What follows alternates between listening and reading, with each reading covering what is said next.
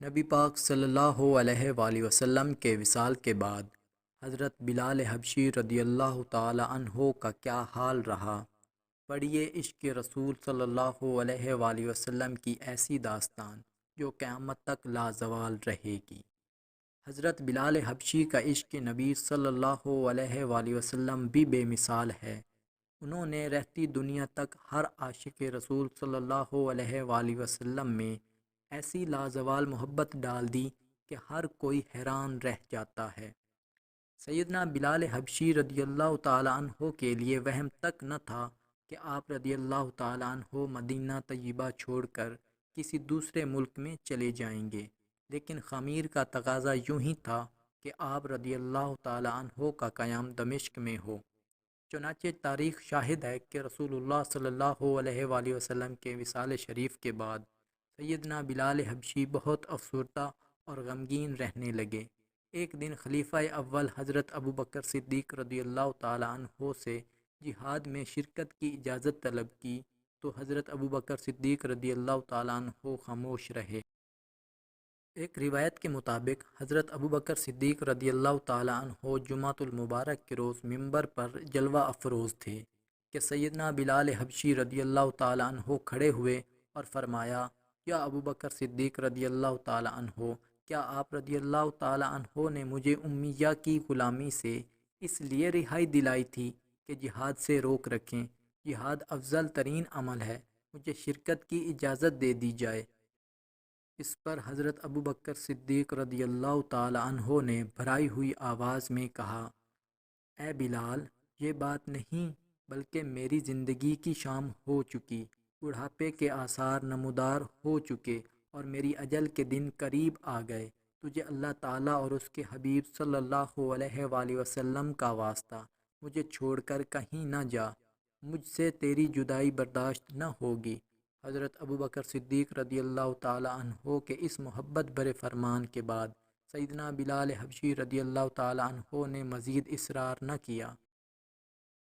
13 ہجری میں حضرت عمر فاروق رضی اللہ تعالیٰ عنہ کے دور خلافت میں سیدنا بلال حبشی رضی اللہ تعالیٰ عنہ اسلامی لشکر کے ساتھ شام کی سمت روانہ ہو گئے۔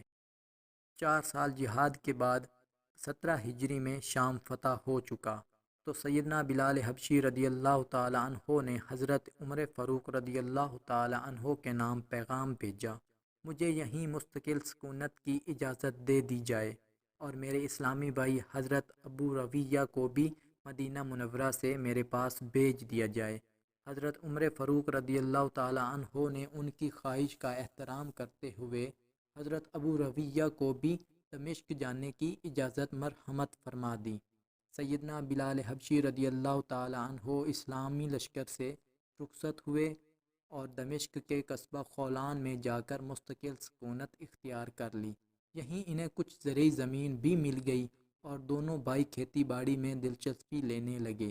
5000 درہم سالانہ وظیفہ بھی انہیں مسلسل ملتا رہا۔ بیت المقدس کی فتح کے موقع پر سیدنا بلال حبشی رضی اللہ تعالیٰ عنہ صحابہ کرام رضوان اللہ اجمعین سے ملاقات کے لیے روانہ ہوئے اور جابیہ کے مقام پر ملاقات ہوئی۔ پھر آپ رضی اللہ تعالیٰ عنہ بیت المقدس تک ان کے ساتھ رہے۔ اس قافلے میں سیدنا بلال رضی اللہ تعالیٰ عنہ کی موجودگی سے سب کے دلوں میں خواہش پیدا ہوئی، مگر وہ جانتے تھے کہ سیدنا بلال حبشی رضی اللہ تعالیٰ عنہ نے رسول اللہ صلی اللہ علیہ وآلہ وسلم کے ظاہری پردہ فرمانے کے بعد اذان نہیں دی۔ اگر اس عاشق زار کو اذان کے لیے کہا گیا تو مزید تڑپیں گے۔ آخرکار حضرت عمر فاروق رضی اللہ تعالیٰ عنہ نے سیدنا بلال حبشی رضی اللہ تعالیٰ عنہ سے اذان سنانے کی فرمائش کر دی۔ سیدنا بلال حبشی رضی اللہ تعالیٰ عنہ بوجھل دل کے ساتھ اٹھے اور اذان کہنا شروع کی۔ یہ مغرب کا وقت تھا، ڈوبتے سورج کی آخری کرنیں نظر آ رہی تھیں کہ سیدنا بلال حبشی رضی اللہ تعالیٰ عنہ کی صدائے توحید فضا میں بلند ہوئی۔ جوں جوں اذان آگے بڑھتی گئی، صحابہ کرام رضوان اللہ اجمعین اور دیگر مسلمان جو وہاں اس وقت موجود تھے نورانی کیفیت کی آغوش میں جذب ہوتے چلے گئے اور پھر دیکھتے ہی دیکھتے تمام سامعین زار و قطار رونے لگے۔ سب کو اذان بلال حبشی رضی اللہ تعالیٰ عنہ نے عہد رسالت صلی اللہ علیہ وآلہ وسلم یاد دلا دیا۔ سیدنا بلال حبشی رضی اللہ تعالیٰ عنہ اپنے عظیم ساتھیوں سے ملاقات کے بعد دمشق تشریف لے گئے اور یاد مصطفیٰ صلی اللہ علیہ وآلہ وسلم میں دن رات گزارنے لگے۔ ایک عرصے کے بعد سیدنا بلال حبشی رضی اللہ تعالیٰ عنہ نے رسول اللہ صلی اللہ علیہ وآلہ وسلم کو خواب میں دیکھا۔ آپ صلی اللہ علیہ وآلہ وسلم نے فرمایا، اے بلال، تم نے ہم سے ملنا کیوں چھوڑ دیا؟ سیدنا بلال رضی اللہ تعالیٰ عنہ یہ خواب دیکھ کر لبیک یا سیدی کہتے ہوئے اٹھے اور اسی وقت رات ہی کو اونٹنی پر سوار ہو کر مدینہ طیبہ کو چل پڑے۔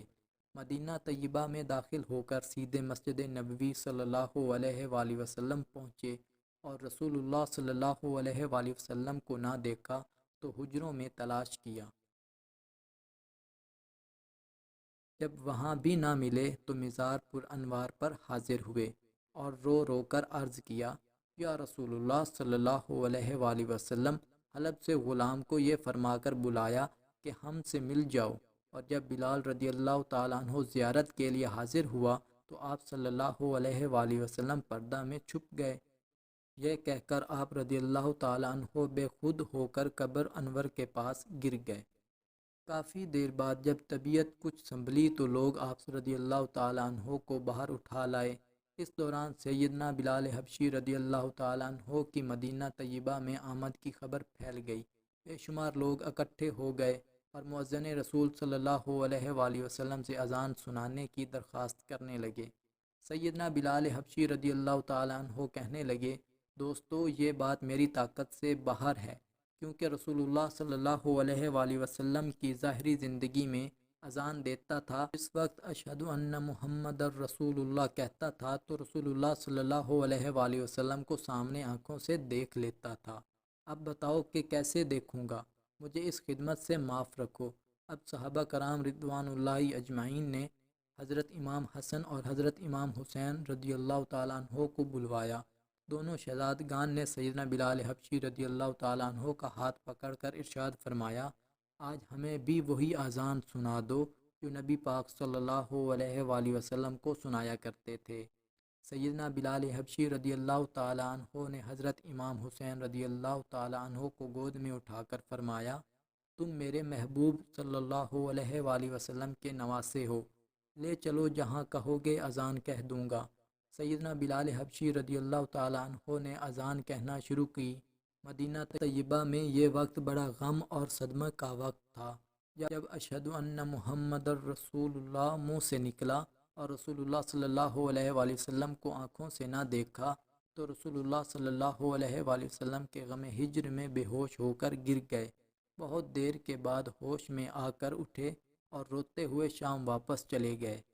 جب آپ رضی اللہ تعالیٰ عنہ کے وصال کا وقت قریب آیا تو آپ رضی اللہ تعالیٰ عنہ کی زوجہ محترمہ قریب بیٹھی تھیں اور زار و قطار رو رہی تھیں، اور جب انہوں نے کہا، ہائے کیسا غم ہے، آپ رضی اللہ تعالیٰ عنہ نے جواب میں فرمایا، کتنی خوشی کی بات ہے، کل میں اپنے محبوب صلی اللہ علیہ وآلہ وسلم اور اصحاب النبی سے ملوں گا۔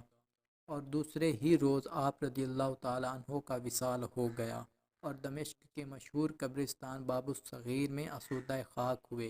حضرت عمر فاروق رضی اللہ تعالیٰ عنہ نے سنا تو فرمایا، آج ہمارا سردار فوت ہو گیا۔